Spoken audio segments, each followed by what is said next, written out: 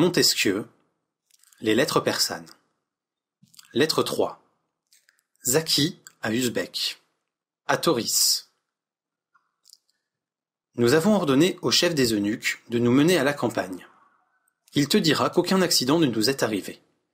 Quand il fallut traverser la rivière et quitter nos litières, nous nous mîmes, selon la coutume, dans des boîtes, 2 esclaves nous portèrent sur leurs épaules et nous échappâmes à tous les regards. Comment aurais-je pu vivre, cher Usbek, dans ton sérail d'Ispahan, dans ces lieux qui, me rappelant sans cesse mes plaisirs passés, irritaient tous les jours mes désirs avec une nouvelle violence. J'errais d'appartement en appartement, te cherchant toujours et ne te trouvant jamais, mais rencontrant partout un cruel souvenir de ma félicité passée. Tantôt je me voyais en ce lieu où, pour la première fois de ma vie, je te reçus dans mes bras, tantôt dans ce lieu où tu décidas cette fameuse querelle entre tes femmes. Chacune de nous se prétendait supérieure aux autres en beauté. Nous nous présentâmes devant toi, après avoir épuisé tout ce que l'imagination peut fournir de parures et d'ornements. Tu vis avec plaisir les miracles de notre art, tu admiras jusqu'où nous avait porté l'ardeur de te plaire.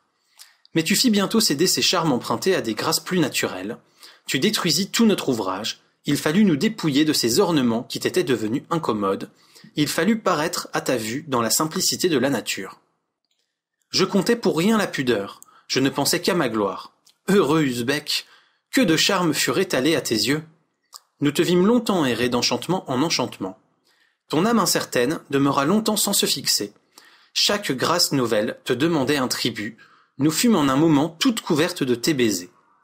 Tu portas tes curieux regards dans les lieux les plus secrets, tu nous fis passer en un instant dans 1000 situations différentes. Toujours de nouveaux commandements et une obéissance toujours nouvelle.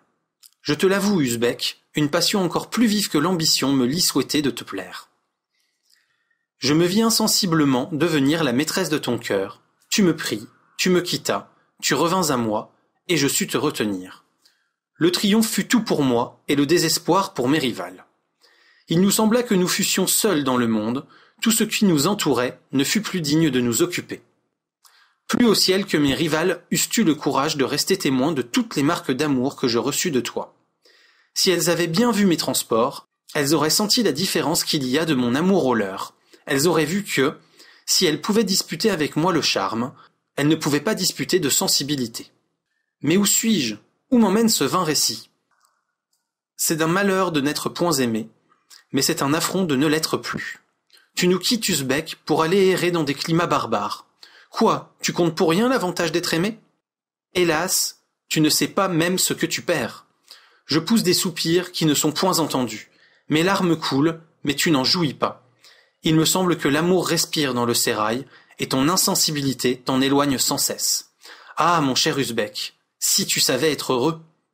Du sérail de Fatmé, le 21 de la lune de Maharam, 1711.